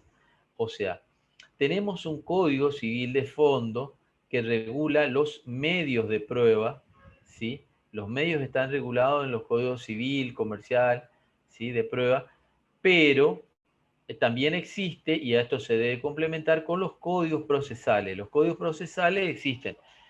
Un código por cada jurisdicción provincial en la ciudad de Buenos Aires y un código procesal civil y comercial de la nación, ¿sí? Ahí están regulados los modos de prueba. Es decir, de qué manera estos medios de prueba que tenemos en el Código Civil y Comercial lo debemos ingresar y hacer valer en las distintas etapas en un determinado proceso, ¿sí? En realidad el código, alguna doctrina dice, ha avanzado, también ha establecido unas pequeñas pautas sobre modos de prueba. Sí, sí es cierto, es cierto. Lo vamos a ver quizás en otra ocasión, es cierto. Pero lo importante es que los medios de prueba están regulados en nuestro Código Civil y Comercial, que en todos los que habíamos puntualizado con la doctora Lilian anteriormente, ¿no es cierto? Desde la escritura pública, instrumentos privados, particulares no firmados, ¿sí? Correos electrónicos, el tema de la firma digital con la ley. Por favor, lean la ley, ¿sí? 25.506, ¿sí? Porque le vamos a preguntar seguramente si les toca que de dónde viene la ley y qué es lo que otorga la ley, ¿sí? Para que se pueda utilizar la firma digital. Bueno, todos detalles. Bueno, seguramente hasta acá, ¿sí? Con la prueba, que en realidad regula 2 artículos acá en nuestra parte de contratos, pero 2 artículos importantísimos a mi manera de ver. Vamos a ver ahora una señorita que lea el 1020. Y gracias, Claudia. No, profesor. ¿Cómo no? ¿Quién habla? Vallejos Paula. Muy bien, Paula. Te escuchamos, todos tus compañeros. Prueba de los contratos formales. Artículos 1020. Los contratos en los cuales la formalidad es requerida a los fines probatorios pueden ser probados por otros medios, inclusive por testigos. Si hay imposibilidad de obtener la prueba de haber sido cumplida la formalidad, o si existe principio de prueba instrumental o comienzo de ejecución. Se considera principio de prueba instrumental cualquier instrumento que emane de la otra parte, de su causante o de parte interesada en el asunto, que haga verosímil la existencia del contrato. Bueno, esto es lo que hoy hablábamos, ¿no es cierto? Fíjense que es una fórmula muy amplia, pero muy interesante, sí, que permite que para aquellos contratos que no requieren una regulación formal, ¿sí? Que son simplemente para la prueba, poder ser probado por testigos, por otro medio, comienzo de ejecución, esto lo sabemos, ¿sí? Que el mismo contrato haya pensado cumplir con sus prestaciones, ¿sí? Y principio, decía la otra parte, léeme el otro pedacito que me estoy olvidando, principio de comienzo de ejecución y principio instrumental. Claro, el principio instrumental es el que emana de, como hoy hablábamos, de la otra parte o de su causante, ¿sí? Cualquier borrador, esto va a tener que también ser muy valorado por el juez, porque no es todo, ¿sí? O sea, tenemos que tener la seguridad que eso emanó de la otra parte, emanó de su causante, ¿sí? Y que fue, acá vamos a otro tema, y que fue obtenido por medios legítimos, ¿sí? No vamos a entrar a profundizar esto, ¿por qué? Porque ya lo van a ver en procesal, y hay algo que el doctor Silvero sí, en el libro le dedicó algunas páginas, ¿sí? Porque esto es sustancial, tiene que ser obtenida en la prueba por medios legítimos, ¿sí? Yo no puedo ingresar, forzar a otra persona, ¿sí? Violentar una propiedad para obtener un medio de prueba. No sé, eso es totalmente ilegal, ¿sí? Y lo mismo con respecto a la privacidad, son válidos los correos electrónicos, una serie de cosas, pero tampoco yo violentar hackear una cuenta de correo para obtener una determinada violación. No, yo estoy incursionando en medios ilícitos, ¿sí? Para pintar esta situación, ¿sí? A nosotros nos interesa sobremanera que comprendan qué es prueba y estos dos artículos, ¿sí? ¿Sí? Que si bien está relacionada prueba con forma, que no confundamos una cosa con la otra, ¿sí? Y lo que también precisara hoy la doctora Lili con respecto a forma y formalidad, ¿sí? Tener en cuenta, ¿sí? ¿Alguna pregunta sobre esto? Quisimos hacerlo, no quiero hacerlo tan extenso en honor a la hora, ¿sí? No sé, ¿es más de 3:30? ¿Alguien tiene hora? 3:40 es, profe. Perfecto. ¿Le Muy puedo bien. hacer una pregunta? ¿Cómo no? Por supuesto.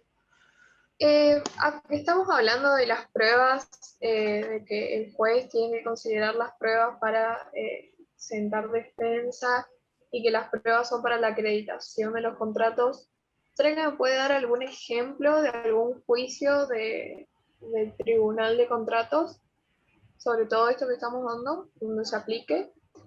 Pero muchos. Como para dar un contexto. Sí, pero por ejemplo, vamos a suponer que una persona incumple en un contrato de locación, incumple con, ahora va a estar, ahora se exige que la locación, los contratos de locación estén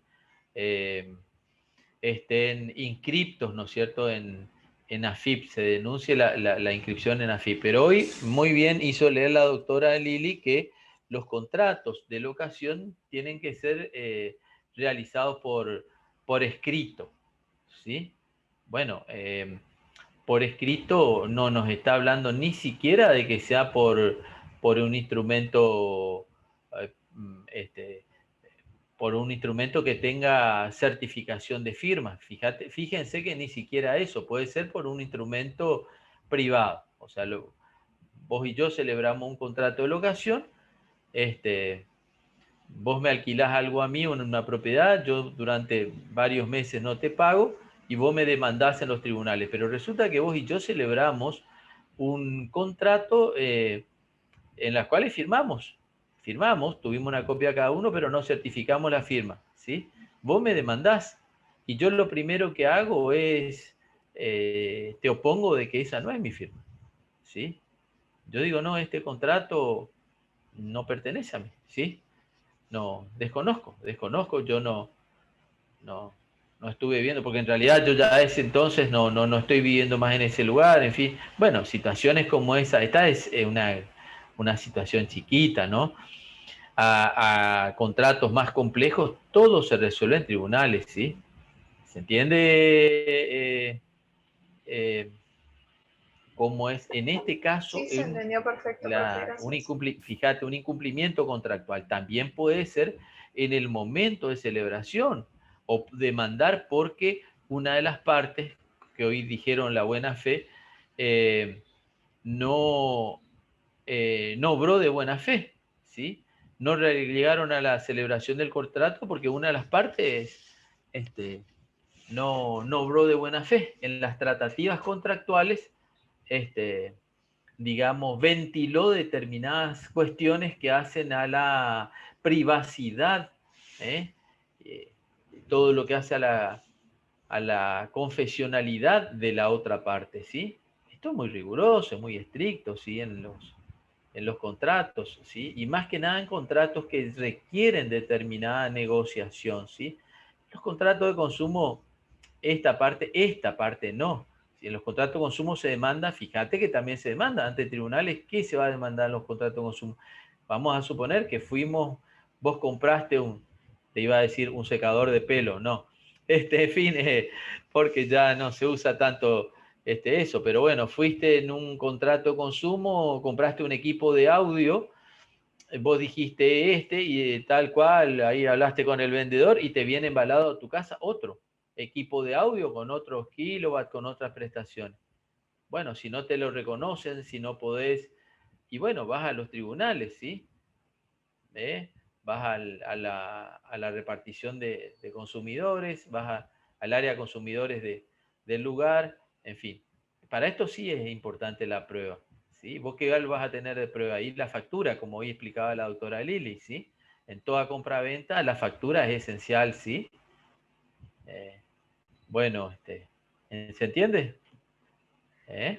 Bueno, queremos dar un par de ejemplos. Toda la jurisprudencia que hay sobre esto es muy, muy vasta, ¿sí? Muy, muy vasta sobre incumplimiento de contratos, ¿sí? A lo cual nosotros lo vamos a llamar responsabilidad contractual, ¿sí? Bueno. ¿Alguna otra pregunta más? Bueno, no habiendo otra pregunta, vamos a cerrar. Mire, rapidito, no quiero en esto abrir a nada porque razones de horario necesitamos cerrar. Hagan lo que tienen pendiente, con el aula, con su grupo, etcétera, etcétera. Contesten porque tienen un plazo, le habíamos puesto, creo que era el 15. Trabajen, uno solo suba al trabajo, ¿sí? No al copio y pegue. Profe, cuando usted me diga doy por finalizada. Bueno, ya enseguida, Josefina. No al copio y pegue, ¿sí? Y eso, recuérdenlo entonces los trabajos pendientes. Lo único que le queremos avisar es que ya hemos notificado a la facultad y quiero que ustedes los manejen. Aquí hemos hablado del equipo docente, que el primer examen va a ser el 29 de este mes, el 29 de abril, ¿sí? Y el recuperatorio va a ser la semana siguiente, ¿sí? La próxima clase hablamos de lo mismo, pero es importante para que ustedes lo agenden con debida antelación, ¿sí? Sí, profe, yo quería hacer una consulta. Cerramos Porque usted me había mandado un mensaje al privado de que no recibió mi trabajo, que no lo pudo abrir. Quiero saber si lo puedo abrir después porque yo cambié el formato, lo transformé de Word a PDF para que lo pueda abrir, pero no sé si lo recibió. ¿Quién sos? Ariana Juanes. Ah, Ariana, sí. Mirá, no lo vi, pero seguramente si lo transformaste a PDF, lo voy a poder, seguramente quizás que lo voy a poder abrir. Lo miro, ¿sí? Con tranquilidad. Bueno, quédate tranquila. Además, a todos está bueno que lo hagan porque como un ejercicio, en fin, pero sepan que la nota que va no es, como le dijimos, no es obligatorio, no es una nota simplemente conceptual, ¿sí? Bueno, buen fin de semana, nos vemos el jueves que viene, ¿sí? Y vayan estudiando. La próxima clase seguramente ya hablemos de efecto, interpretación, garantías, ¿sí? Pero todos estos temas que fuimos dando, por favor, mírenlos, ¿sí? Está, profe, hasta luego. Bueno, hasta el próximo jueves. Hasta el próximo jueves y buen fin de. Gracias. Hasta luego, doctor. Hasta luego.